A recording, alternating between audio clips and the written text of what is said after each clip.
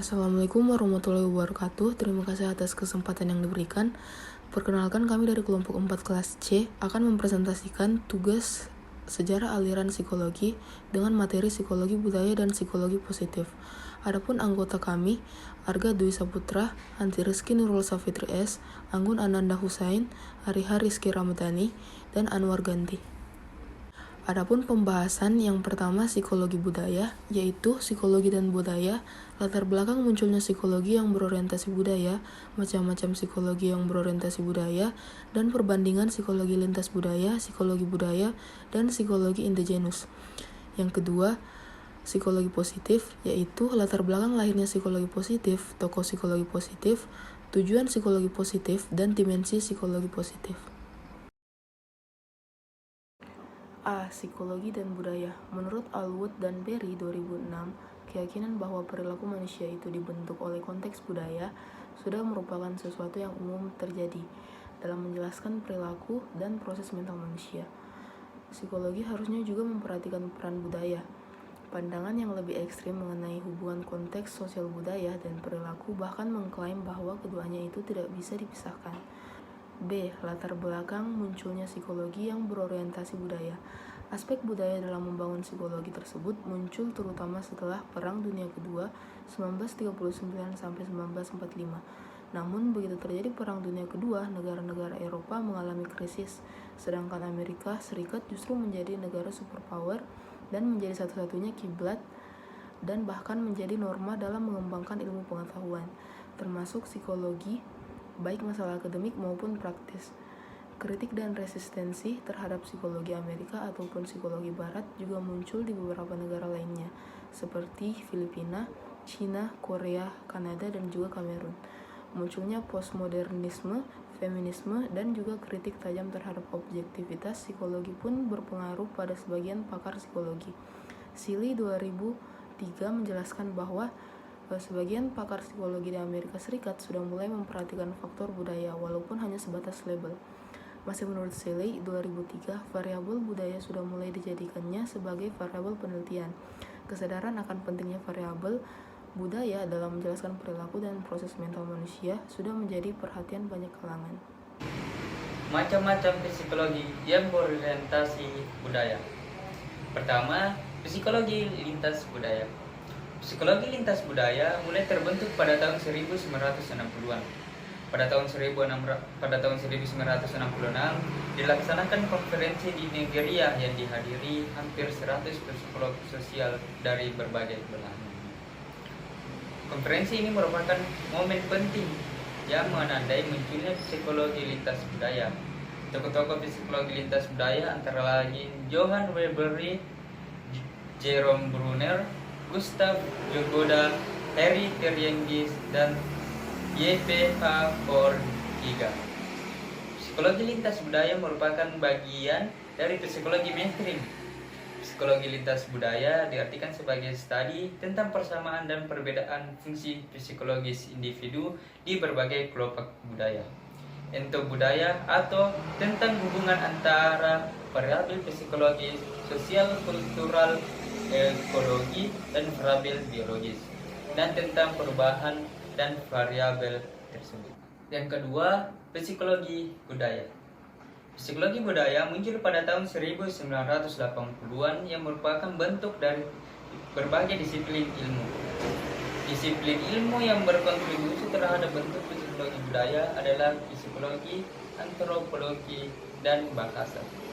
Tokoh-tokoh yang mewakili dari setiap disiplin ilmu seperti Jerome Brunner dari psikologi, Richard A. Sweder dari antropologi, dan Vygotsky dari ilmu bahasa. Dan antara tiga tokoh tersebut, Richard A. Sweder lah yang paling terdepan dalam membangun psikologi budaya. Menurut Sweder, pada tahun 1990, psikologi budaya merupakan ilmu yang mempelajari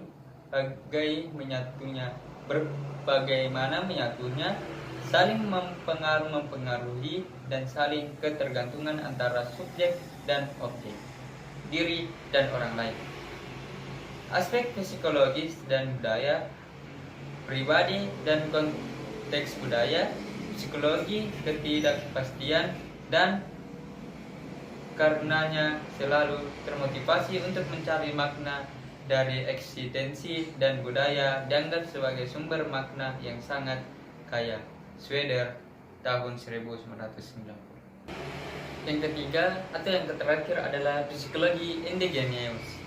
Psikologi indigeneus adalah studi ilmiah tentang perilaku manusia atau pikiran yang asli setempat, yang tidak diangkut dari wilayah lain yang dirancang untuk masyarakat tersebut.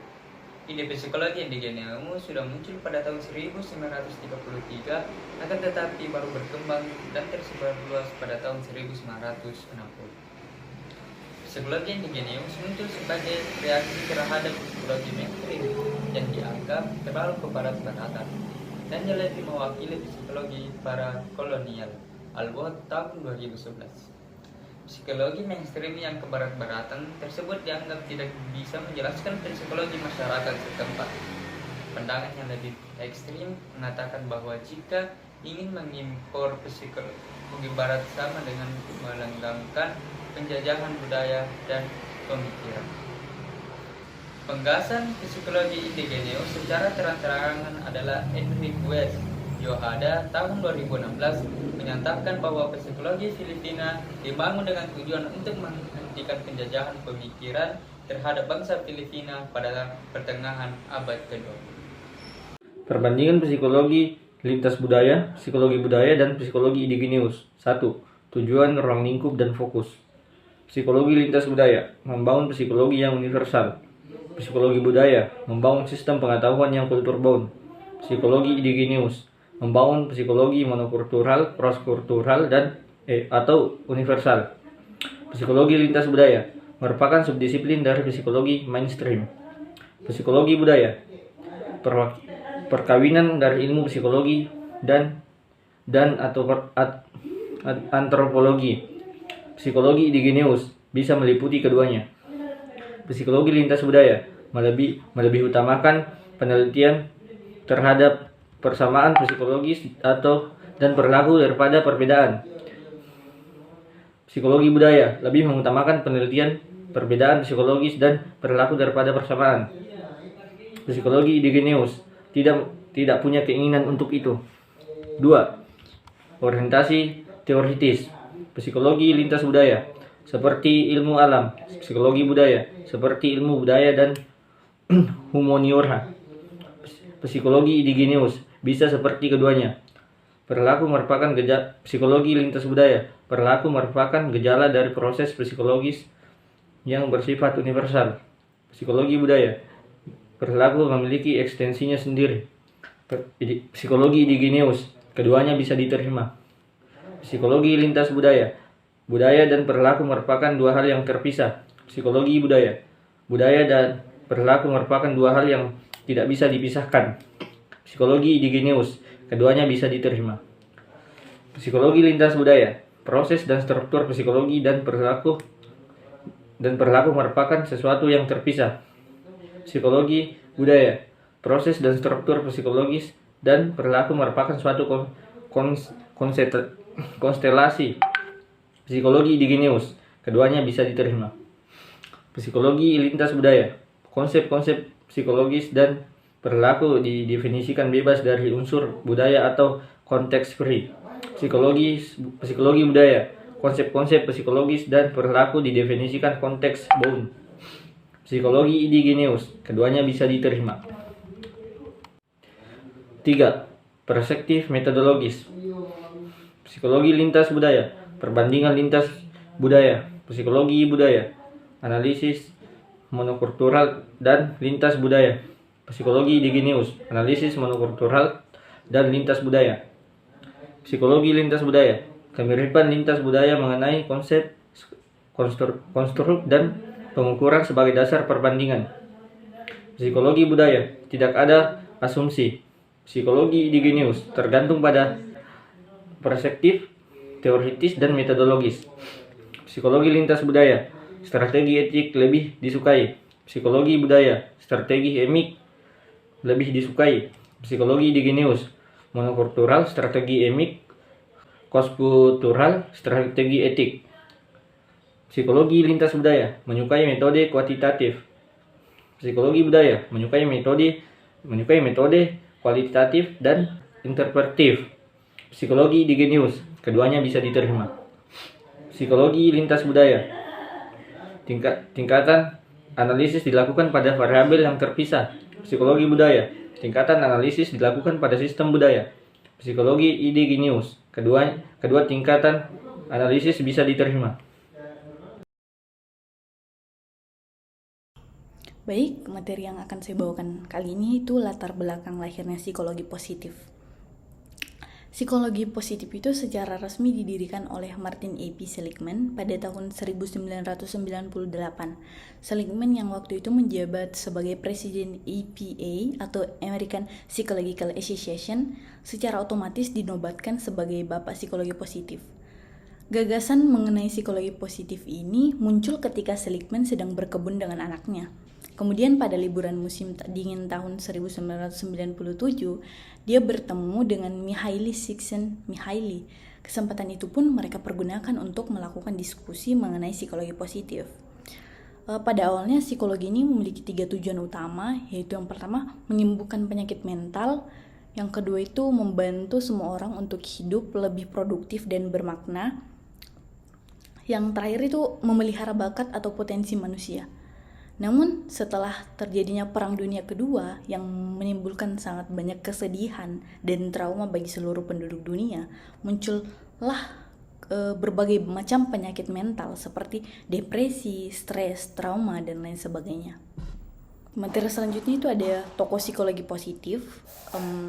Yang pertama ada Martin Seligman. Sehubungan dengan langkah untuk menghadirkan psikologi positif ini, terbitlah sebuah buku klasifikasi dengan judul Character Strange and Virtuous atau CSF, setebal 800 halaman di tahun 2014. Di mana buku ini tuh mengambil nilai serta karakter positif yang ada pada manusia atau good character, serta sebuah usaha yang menyerupai buku pedoman untuk mendiagnosa gangguan mental seseorang atau yang berjudul itu Diagnosis and Statistical Manual of Mental Disorder atau DSM. Dalam buku CSF sendiri itu telah diidentifikasi banyak 6 nilai kebajikan yang kemudian terbagi dalam 26 karakter yang dapat diketahui. Adapun pembagian tersebut yaitu ada yang pertama wisdom and knowledge, yaitu creativity, curiosity, open-mindedness, love learning, perspective and innovation. Yang kedua ada courage, yaitu bravery, persistence, integrity, vitality, and zest. Yang ketiga ada humanity, yaitu love, kindness, social intelligence. Yang keempat ada justice, yaitu citizenship, fairness, and leadership.